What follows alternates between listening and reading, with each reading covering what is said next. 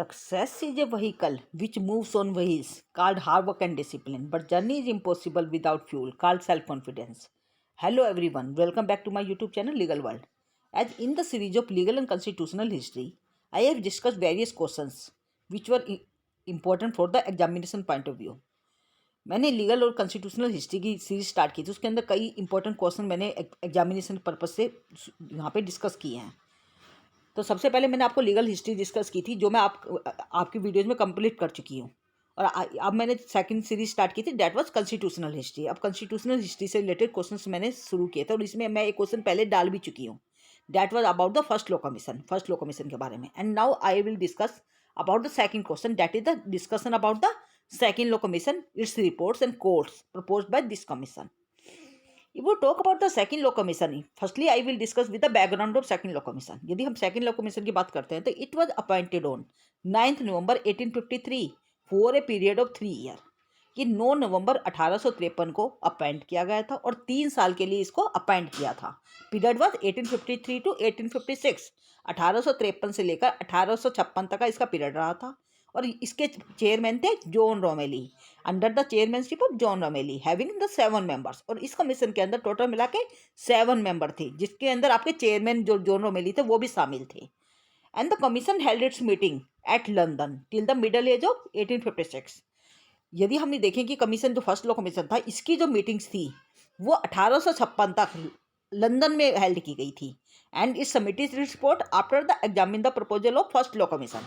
और इस कमीशन ने लगभग कुल मिलाकर 4 रिपोर्ट सबमिट की थी और वो इसके अंदर उसने फर्स्ट लॉ कमीशन के द्वारा जितने भी प्रपोजल दिए गए थे उनकी रिपोर्ट्स को एग्जामिन किया था। तो इफ वो talk about the second law commission के अंदर जितने भी मेंबर थे उनके नाम मैंने इस वीडियो के अंदर दे दिए हैं, इस पीपीटी में दिए हुए हैं। इफ वो talk about the reports of second law commission, यदि हम सेकंड लॉ कमीशन की रिपोर्ट्स के बारे में बात करते हैं तो सेकंड लॉ कमीशन की फर्स्ट रिपोर्ट के जो थी that was submitted in 1885। Second law commission की फर्स्ट रिपोर्ट 1885 में सबमिट की गई थी। And in this report it propose unification and amalgamation of the supreme court with the सदर अदालत। तो पहली रिपोर्ट में इसने ये प्रपोजल दिया था कि जो सुप्रीम कोर्ट है और जो सदर अदालतें हैं इनका अमलगमेशन कर दिया जाए। And it also suggested for the establishment of high courts in place of this 3 courts. और ये जो तीनों कोर्ट थी, तीनों अदालतें थी, इनके स्थान पर यह कहा गया कि इनके स्थान पर हाई कोर्ट्स की स्थापना की जानी चाहिए, उच्च न्यायालय की स्थापना की जानी चाहिए। और जैसा कि आपको पता है कि high court act was passed in 1861, high court act कब पास हुआ था? 1861 में पास हुआ था। जबकि सुप्रीम कोर्ट और सदर अदालतें जो थी इनको तो इन्होंने खत्म कर दिया और इनके स्थान पर जितने भी प्रेसिडेंसी टाउन्स थे, in this presidency towns high courts were established और हाई कोर्ट्स की स्थापना कर दी गई। If we talk about the second report of the second law commission, यदि हम सेकंड रिपोर्ट की बात करते हैं तो in the second report this commission agreed with the lex law की report of the first law commission. First law commission ने एक सजेशन दिया था लेक्स लॉ की लॉ के बारे में। तो वहाँ पे जो फर्स्ट लॉ कमीशन का जो सजेशन था उसके संबंध में इसने ये एग्रीड हुआ था, सहमत हो गया था। तो in the second report, second report की यदि हम बात करते हैं तो this second law commission agreed with the lex law की report of the first law commission that should be substantive civil law for the inhabitants of Muslim. यहाँ पे इन्होंने क्या कहा था कि वहाँ पे जो मतलब जो इनहेबिटेंट्स हैं, जो वहाँ के नागरिक हैं, उनके लिए एक सब्सटेंटिव सिविल लॉ होना चाहिए जो सब पे लागू हो जाए। तो यदि हम बात करते हैं लेक्स लॉ की रिपोर्ट की, तो लेक्स लॉ की लॉ था क्या? यदि हम लेक्स लॉ की लॉ की बात करते हैं तो that is known a law of the land. ये एक तरह का लॉ ऑफ द लैंड के नाम से जाना जाता है, जो कहीं ना कहीं यूरोपियंस के द्वारा के लिए लाया गया था। हमारे देश के अंदर एक ओपन बिजनेस पॉलिसी चलाई जा रही थी अंग्रेजों के द्वारा, और जिसके तहत वहाँ कई देशों से यूरोपियंस हमारे देश के अंदर आके बस गए थे। और वहाँ पे जब वो यूरोपियंस हमारे इंडिया के अंदर आए तो नेचुरली कि वहाँ पर उन्होंने ज़मीनों को खरीदा भी और बेचा भी, जिसके संबंध में कई डिस्प्यूट अराइज हुए थे। And there was no proper मतलब लीगल सिस्टम। भाई वहाँ यहाँ पे कोई इंडिया के अंदर ऐसा कोई प्रॉपर लीगल सिस्टम नहीं था जो यूरोपियंस के इन डिस्प्यूट्स का निपटारा कर सके। For that purpose lex law की लॉ वाज अप्लाइड। वहाँ पे लेक्स लॉ की लॉ लाया गया था जिसको लॉ ऑफ द लैंड के नाम से जाना जाता है। इसके संबंध में मैंने एक शॉर्ट नोट मैंने अलग से क्वेश्चन में भी डाला है, वो आप देख लीजिएगा। If we talk about the commission, this also expressed its view only that portion of the English law should be adopted in India which did not offend the sentiments and emotions of the natives। इसी commission की जो second report थी इसके अंदर ये भी कहा गया था कि इंग्लिश लॉ का इतना पोर्शन, उतना भाग भारत के अंदर भी अडॉप्ट किया जाना चाहिए जो इंडियंस के, नेटिव्स के, इंडियन नेटिव्स के सेंटिमेंट्स या इमोशंस को ऑफेंड ना करें। And if we talk about the third report of the second law commission, यदि हम थर्ड रिपोर्ट की बात करते हैं, in this law commission suggested a judicial system and procedure for the court in north western provinces.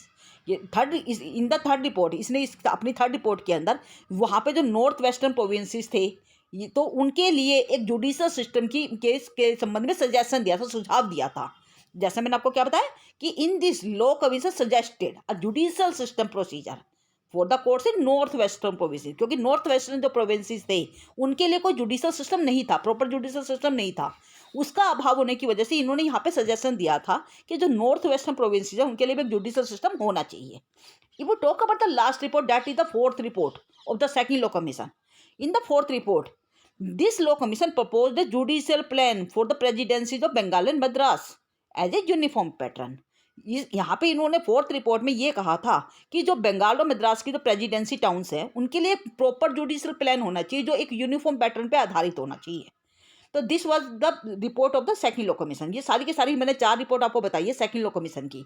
If we talk about the courts proposed by the second law commission, ये हम ये कहें कि कौन कौन से ऐसे कोर्ट्स हैं जो सेकंड लॉ कमीशन के द्वारा प्रपोज किए गए थे, तो देर यदि हम देखते हैं तो कुल मिला के आप देखेंगे तो 4 तरह के कोर्ट थे जो सेकंड लॉ कमीशन के द्वारा प्रपोज किए गए थे।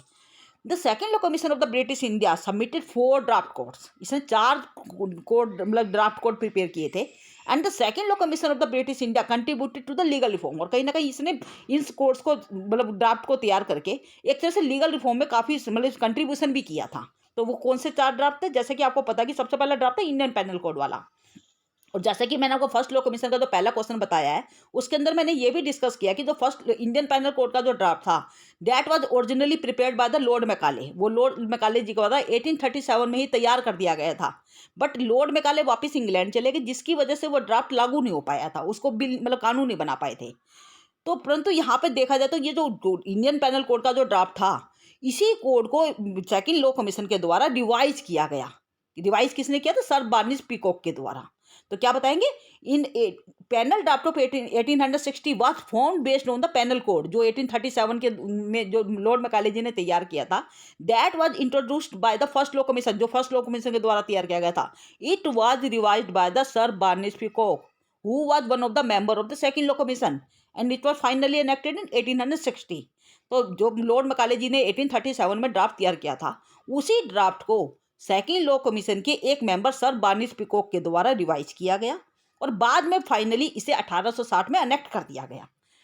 And the second code was code of civil procedure. Just जो आप जानते हैं कि इंडियन पैनल मतलब कोड के अलावा आप देखते हैं कि सीपीसी और सीआरपीसी भी है। तो सीपीसी और सीआर जब देखते हैं तो सीपीसी 1860 का आपने देखा होगा इसके आगे। तो यहाँ पे कहते हैं सीपीसी जो है वो 1859 के अंदर ही उसका कोड तैयार कर दिया गया था। तो सीपीसी क्या बताया मैंने?